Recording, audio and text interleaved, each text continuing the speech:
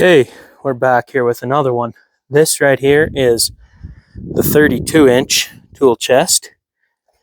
There is a wrench organization along the side and the back, along that, and then the back around there.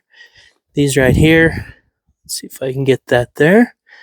That's for screwdrivers and nut drivers. All your sockets. And these right here, there is right here, there, and back here. There's 4 places for you to unbolt that, and then you can bolt it into this bottom drawer here, down there. Let's move these out of the way. There's that. These right here, of course, are your dividers.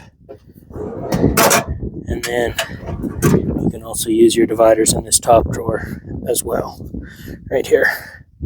All these spots, they close. Got a nice stainless latch on them. Aluminum. Nice powder coated socket pegs. And wrench hangers. And nice gas shock there. Heavy duty. Close it up. Latch it. There it is, 32-inch Upland toolbox. Preprosales.com. Check us out.